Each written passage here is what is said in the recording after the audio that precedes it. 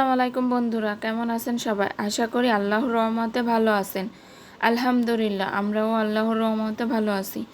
নতুন আরও একটা ভিডিওতে আপনাদেরকে স্বাগত জানাই। আমি সুমাইয়া খুলনা থেকে বলছি, বাংলাদেশি ব্লগার।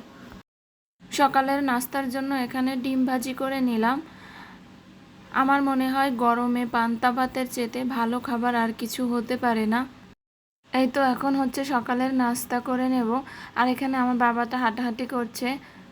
এখানে যে মরিচ সাজিয়ে রেখেছিলাম ভাতের ভিতরে, আপনাদের ভাইয়া বলতেছিল যে ভাতের ভিতরে গাছ হয়েছে, আর বাবু শুনে খুব হাসছিল। তাই তো কথা বলতে বলতে আমাদের সকালের নাস্তাটাও করে নিচ্ছি।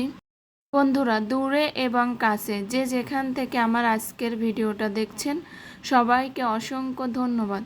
ভিডিওটা যদি আপনাদের কাছে একটু হলেও ভালো লাগে, একটা লাইক করে দিয়েন। এই তো সকালের নাস্তা শেষ করে আর এখানে হচ্ছে আম নিয়ে বসেছি। আর আপনাদের ভাইয়া হচ্ছে বাজারে গিয়েছে, বাজার পুড়িয়েছে, দুদিন হয়েছে। দুদিন তো ডাল আলু ভর্তা খাচ্ছি। আর এখানে হচ্ছে আমি আম কেটে নিচ্ছি আচারের জন্য। এখানে 2 কেজির উপরে আম আছে।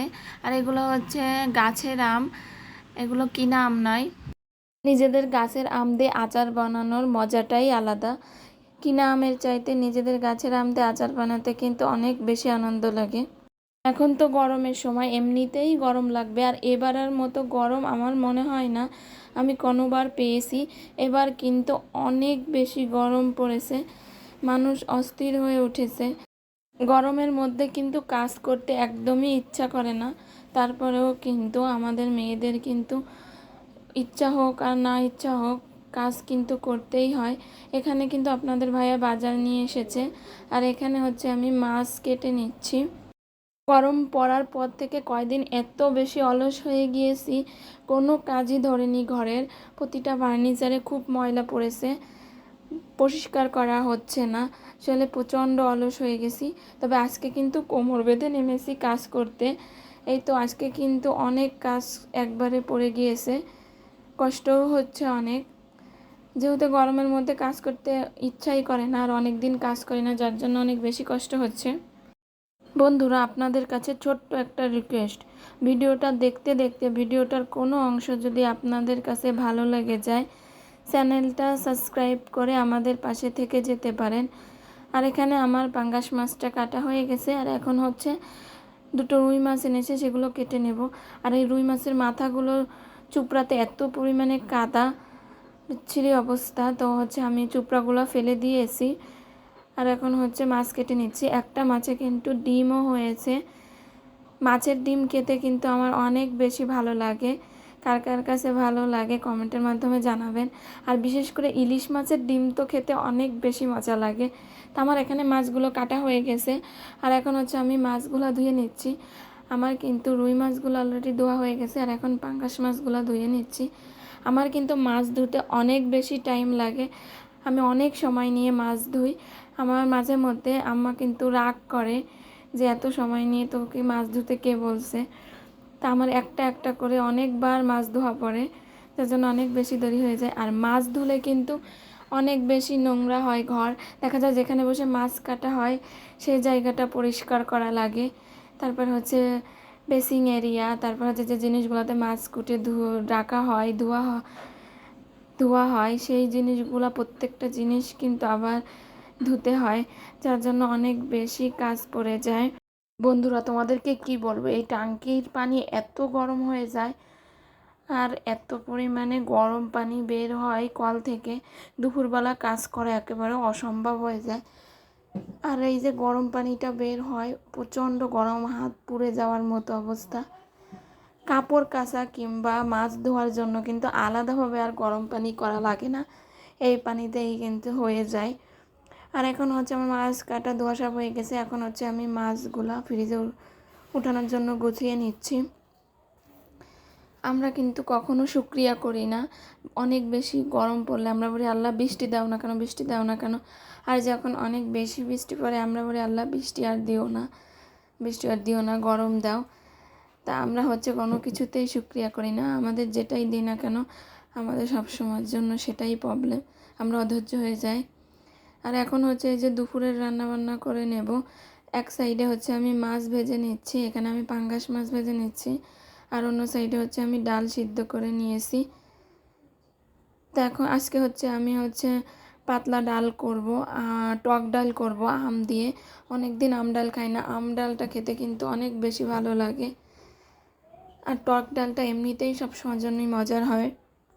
জানো তো বন্ধুরা, আমরা কিন্তু এই গরমে জেনে শুনে অনেক বেশি ভুল করি।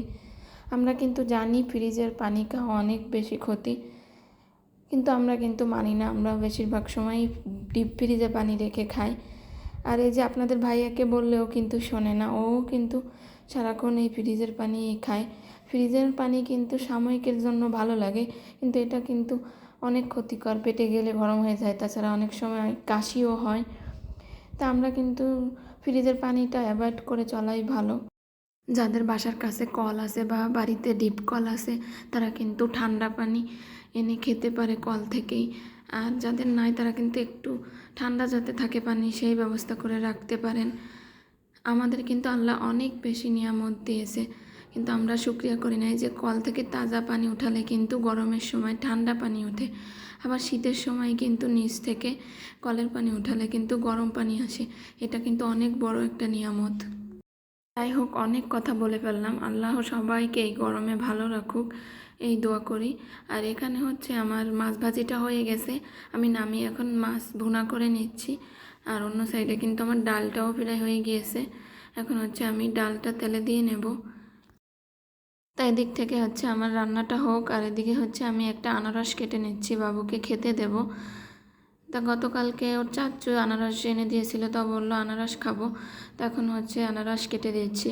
এখন কিন্তু প্রায় 11:30টার মতো বাজে। আর বাচ্চাদেরকে কিন্তু সবসময় ঘুরে ঘুরে খাবার দিলে ভালো হয়, হয়তো সবসময় সেটা হয়ে ওঠে না। আর আমি কিন্তু আনারস খাই না, আমি কিন্তু অনেক ফল বাসি, আগেও বলেছি।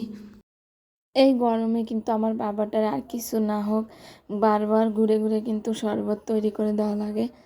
ও কিন্তু কিছুক্ষণ পর পর নিজেই ফ্রিজ থেকে লেবু বের করে দিয়ে বলে, আম্মু শরবত তৈরি করে দাও। গরমে কিন্তু আমাদের ভাজা পোড়াটা না খাওয়াই ভালো। আমাদের কিন্তু এই গরমে সবসময়ের জন্য ঠান্ডা জাতীয় খাবার তৈরি করে খাওয়াটাই বেটার।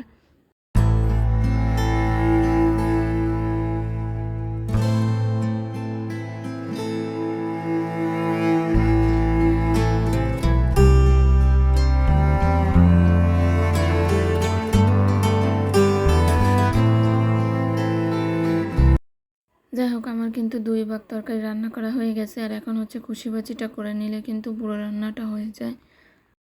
এই যে কতটা ভাজি মনে হচ্ছে, অথচ ভাজার পরে কিন্তু একেবারে একটুখানি হয়ে যাবে। কিছু কিছু তরকারি আছে এমনই হয়, মনে হয় কতটা, অথচ ভাজলে একটুখানি হয়ে যায়। আর এখানে হচ্ছে যে আমি আমগুলো কেটেছিলাম, সেই আমগুলো এখন হলুদ লবণ মাখিয়ে নিয়েছি। আর এখন হচ্ছে নিয়ে রোদ্দুরে দেব। রোদ্দুরে দেওয়াও ঝামেলা আছে, একটা পাতলা কাপড়ের উপরে দিয়ে নিতে হয়, না হলে ছাই উড়ে এসে পড়ে, ধুল পড়ে, যার জন্য এরপরে একটা পাতলা কাপড় দিয়ে নিলে আমের ভিতরে আর কিছু যাবে না। তাই তো তারপর হচ্ছে কিছু কাপড় ধুয়েছিলাম, তো কাপড় রোদ্দুরতে আসলে মা বলল যে দে আমি দিয়ে দিচ্ছি। তো মা হচ্ছে এখানে কাপড়গুলো রোদ্রে দিয়ে দিচ্ছে। আজকে কিন্তু অনেক বেশি কাজ করেছি, আর অনেক বেশি কষ্ট হয়ে গেছে। কাজ কিন্তু আসলে ফেলে রাখলে অনেক কষ্ট হয়। কাজ কিন্তু একটু কষ্ট হলেও সাথে সাথে কাজ সাথে সাথে করে নেওয়া ভালো, তাহলে কিন্তু কষ্ট হয় না, নাহলে কাজ জমে গেলে কিন্তু অনেক বেশি কষ্ট হয়। তো এখন কিন্তু হচ্ছে সন্ধ্যাবেলা, আর এখানে হচ্ছে আমি সন্ধ্যার একটু টিফিন তৈরি করে নিচ্ছি। তো এখানে হচ্ছে আমি লুডুস সিদ্ধ করে নিচ্ছি। আমি কিন্তু সবসময় বেশিরভাগ টাইম হচ্ছে লুডুসটা সিদ্ধ করেই নিই, কারণ লুডুসের কিন্তু অনেক সময় অনেক খারাপ জিনিসও থাকতে পারে, সিদ্ধ করে পানিটা ফেলে দিলে কিন্তু ভালো হয়। যার জন্য আমি সবসময় সিদ্ধ করে পানিটা ফেলে দিই। আমার এখানে লুডুসটা সিদ্ধ করা হয়ে গিয়েছে, আর এখন হচ্ছে আমি ঠান্ডা পানি দিয়ে ভিজিয়ে নিচ্ছি। লুডুসে কিন্তু অনেক সময় অনেক রকমের বিষক্রিয়া থাকতে পারে, তার জন্য সবসময় সিদ্ধ করে ফেলে দেওয়াটাই আমার কাছে মনে হয় ভালো। আর এমনিতেই আমরা সব খাবারেই বেশিরভাগ হচ্ছে ভেজাল খাই, আমাদের তো বাংলাদেশে ভেজালটাই বেশি। তো ফরমালিন মুক্ত খাবার এখন বলতে গেলে পাওয়াই যায় না, তাই খাবার খেতে গেলেও অনেক সময় হচ্ছে দুশ্চিন্তায় ভুগতে হয়। তো আজকের ভিডিওটা আমি এখানেই শেষ করছি। সবাই ভালো থাকবেন, সুস্থ থাকবেন, আর আমাদের জন্য দোয়া করবেন। আল্লাহ হাফেজ, আসসালামু আলাইকুম।